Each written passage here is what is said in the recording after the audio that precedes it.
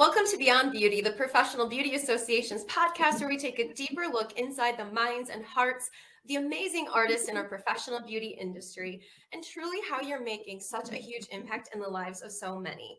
Our very special guest today is the one, the only Keya Artistically Neal. There's so many ways to introduce you. You are a licensed cosmetologist, an amazing colorist, a texture expert, and really an advocate and mover and shaker in the industry. And I can't wait to have you here with us today to really dig in. So thank you so much for being here and being with us for our new podcast. Thank you so much, Leslie. That was amazing. And I love the introduction, but I just want to thank you, first of all, for having me. Like, this is such a great space to be in, to be able to share and just talk, because I feel like, you know, PBA and I have such a great relationship. I'm just really looking forward to what's going to come up and come out. Like, yes. I know we were just saying we're not sure what might come up or come out, and I love that. I'm not sure. Look, I'm just saying, buckle up, because it might be anything. Right. It might be anything. So first of all, like, tell us how I don't know if I've ever heard much of this story from you. Going back to the beginning, like, how beauty? Why beauty? What got you into this industry to begin with? Leslie, I'm gonna tell you, I tell people all the time, it's not the best or the most interesting story how I got started, because really I was not naturally inclined to do hair. Like, I didn't think so. Like, I was not the young lady or the kid with the dolls that cut their hair and, you know, did all those things. Like, I didn't do that. My mother was a diva. Now, let me say that. My mother was the hair and makeup guru. And I think I sort of thought that was normal. Mm-hmm. And people who didn't do that, I saw them as abnormal. I didn't see her as this grand existence in my life. So being around beauty was sort of normal for me, but it wasn't something that I personally ingested. Like, I was a little bit more tomboyish, a little more laid back, a little bit more shy. If you can, what? I was not. No, nothing. People were shocked. Like, is that really your daughter? Like, because she is me, right? And I was just kind of like, no, I don't want to, I didn't do any of that. So ultimately in high school, I think middle school, high school, I started playing around with some makeup and maybe playing in my friend's hair. But I actually went to college first. I went to the University of South Carolina. And after 2 years, I just decided I didn't want to go anymore. And I came home and told my parents I wasn't going back to school. And you know what that looked like. So we can skip that part. And so a friend of mine was like, you should go to cosmetology school. And I was like, to do what? And she was like, to do hair. I was like, for who? She was like, for people. I was like, for money? And she's like, yes, for money. And I was like, what would make you think I should go to cosmetology school? Because that was very left field for me. And she says, well, you know, you like hair and makeup, like you do a good job on your own and you'll tussle mine here and there. And I think you could, you know, you help me with my makeup. Okay, eyeliner and lip gloss, lip liner. That's about the extent of it, I think.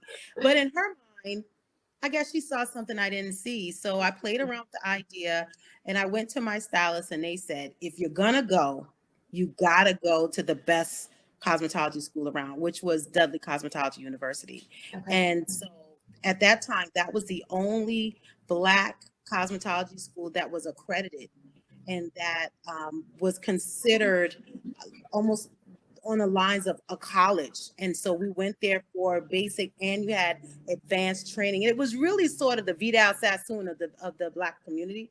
Okay. And so I had to move and go to Greensboro, North Carolina and get an apartment and stay there.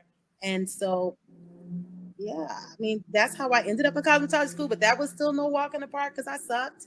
Of course, I didn't have any experience. So I was horrible for the first months. I went through an insane amount of mannequins because I was cutting them up wrong. And ultimately, I'll just say I pushed through and I worked hard and they groomed me to be, by the time I got on the floor, I was a pretty good stylist. They were able to pull up all that I didn't know was in me. And so the rest is just kind of history from there. You've mentioned a couple times now, your friend and the instructors that you had at the school believing more in you than you did in yourself, or pulling out of you things you didn't know you had. And I see that in you doing that for others now. So if you could talk about like how feeling that way, and maybe getting that recognition from others, and how that's kind of translated into how you interact with other stylists today. Great question. So yeah, I was kind of the underdog at school because, like I said, everybody else was, they were pin curling, finger waving, up doing at the time. That's what was really big. Yeah. They were doing, I mean, they were full on stylists. They were just getting a license, and I was over there like, every two rollers, the first one's falling out. Like I couldn't get a roller set. Like I remember one of my teachers like, "Who told you to come here again?" Like, Oh my what? gosh. What made you come to cosmetology school? This was in the beginning. And yeah, they were there for me. They allowed me to express that I knew that I was not good in my motor skills. But I'll tell you what, Leslie, I was very smart. So the book work, like I had like a 4 point something GPA. And so being in the honors program and they couldn't tell me to go home. Like, you don't put anybody, you could put them out for being like really bad all the way across the board and flunking out, but I was not flunking out. I just was not good. Physically, I was not good. So with a little more work, teachers stayed after. Teachers came early. They stayed through their lunch. They worked with me. They helped me cultivate what I needed, and just kept saying, "Hey, you can do this. You're gonna have to work a lot harder because you're really behind. You're behind." That's funny to think that you start cosmetology school behind, but you can be if you don't have the natural inclination, or if you've not been practicing all this time to do that. So I do feel like, as an underdog that has pulled up through the ranks and found my footing, I feel like when I do see the underdogs in the industry, like I'm always rooting for them and telling them, like, hard work beats talent when talent doesn't want to work hard, because there are a lot of people who I did go to school with that were great that may not be doing hair at all now, or may not be doing it on the level that I'm doing it. So it's like you can teach yourself anything. You can learn anything if you really want to. And that was the biggest thing. It's like when people say, well, I can't do that, or I don't know how to do it, or I'm not good at that. One thing they instilled at me at Dudley's was, I am, I can, I will. And I had to say that every single day, like a mantra. Like as soon as someone important walked in the room, we were like, I'm Keya Neal from Charleston, South Carolina. And I'm so-and-so from the Bahamas. And I'm so-and-so from Africa. Because that's the type of environment we were in. People from all over were there. But they pulled out, this is when affirmations, I didn't know what affirmations was.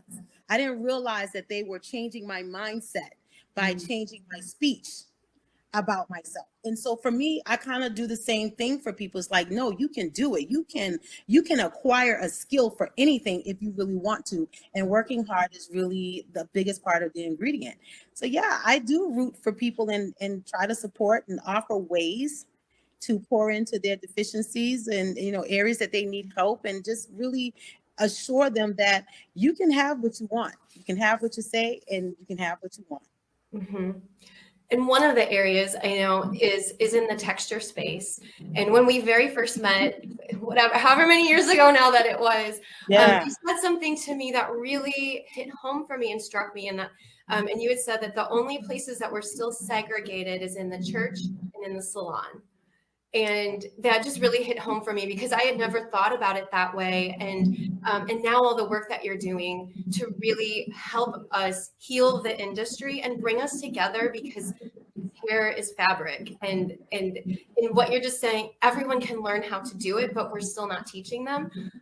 Where do we go with it? And this is a huge question, and we could talk for weeks on end about it, but where's the first step for someone watching that might be not knowledgeable about different types of hair or textures, or hasn't had the experience? What do they do? How do they get started? How do you get rid of the fear of it? And where do we go? Well, the first thing I would say for anybody looking to get into the texture space and really starting to diversify their space is to work on being the diversity piece themselves. Like really starting with yourself, understanding why you're not diversified. Where is that fear coming from? Really digging up that rocky ground of why have we all individually allowed ourselves to be segregated in this space? Like, what is your real fear? Is it that you don't think you can learn? Is it that you feel that you would offend somebody? Is it that you're comfortable in the space that you are? What is it? But I always tell people, like, really do your own personal work so that everything and every effort that comes behind that can stick. You got to find an anchor for something to attach itself to.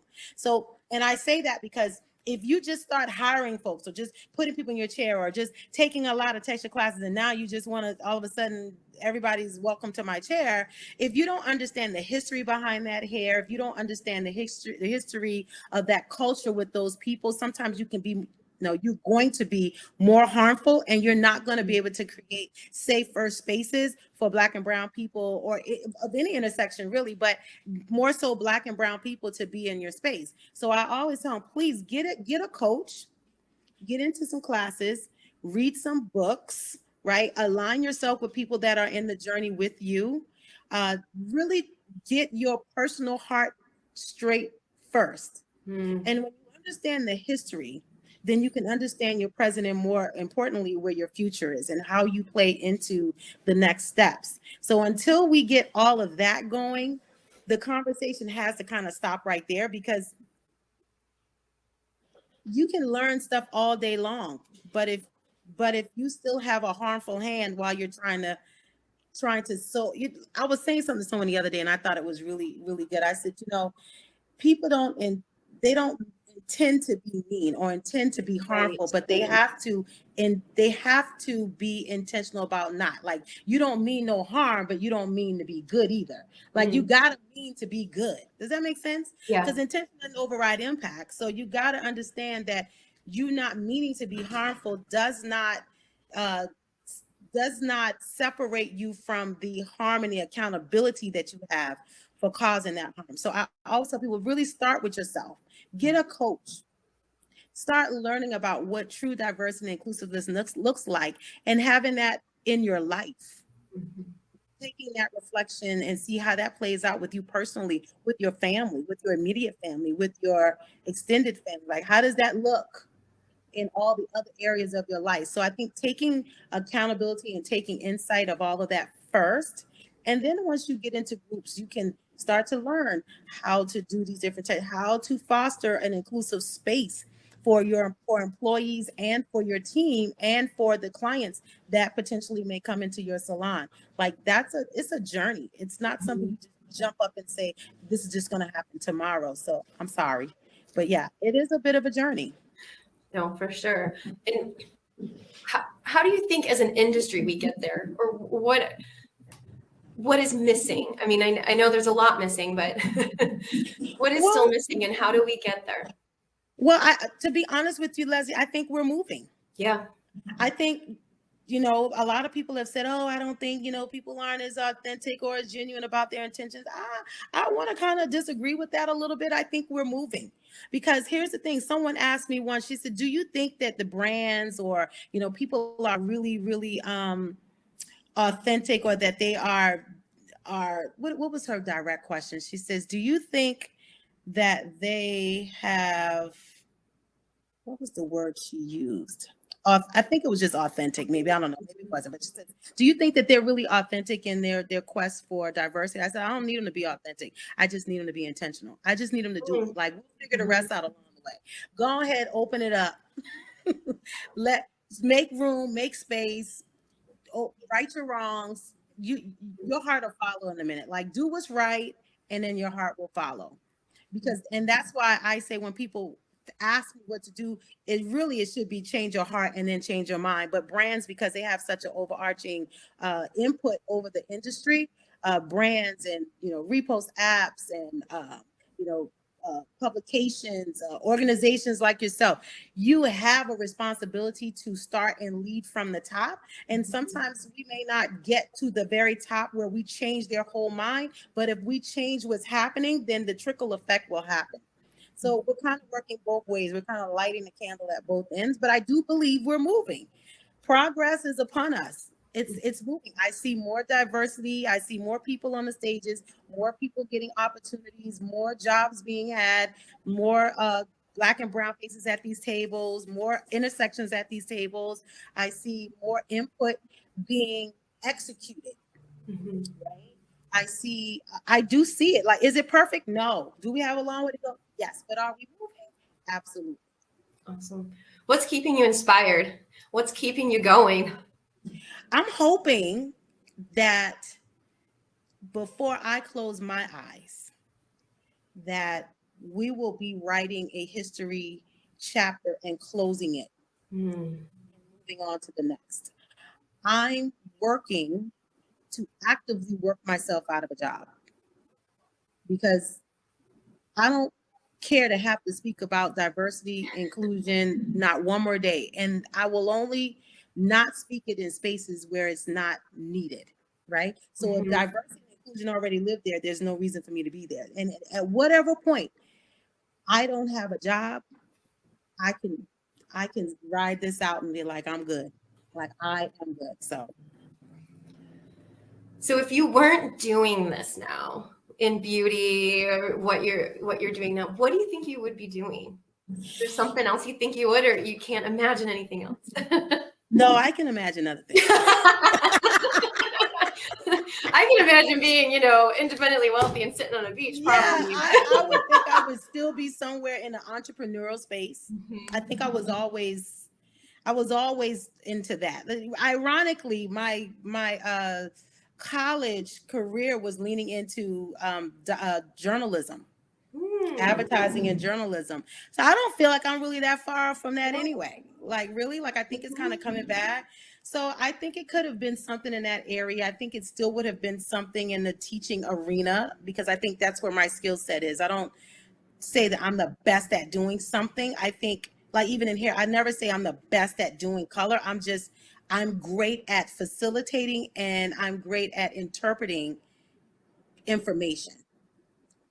That's what I named my first class, color interpretations. I Yeah, like see it. color a way that you've never heard it before, like something like that. Like that was my because I knew that I could take information and break it up and make it digestible to Mhm. people so that they could hear it and go, I know I've heard this a million times, but it's something about the way you said it this time that made it click. That is my superpower. Nothing else really, like nothing else. So wherever that would have been useful is where I would have been regardless.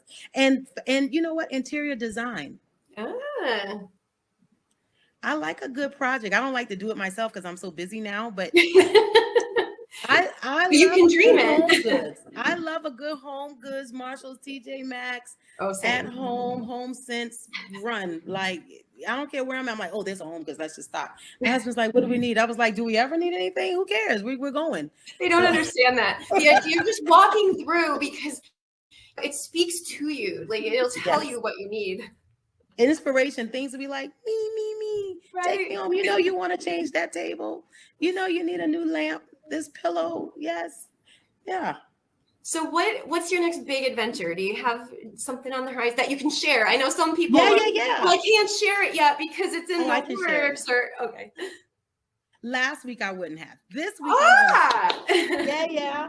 So one of my biggest passion projects for the past year has been launching the Texture versus Race collaborative. So that is now live.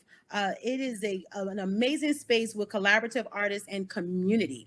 And so I feel like this is one of those spaces where we're going to be able to meet the needs of people no matter what that need is because one, we're facilitating education about all the fabrics of hair, right? And so no matter what hue is you, there's going to be something beneficial for you in that particular uh, library of work, right? But the beautiful thing about the collaborative is that it's going to be, I want to say like the way that we collaborate is through myself and my team, other great artists, but I'm especially proud about up and coming artists that are incredible behind the chair. Mhm.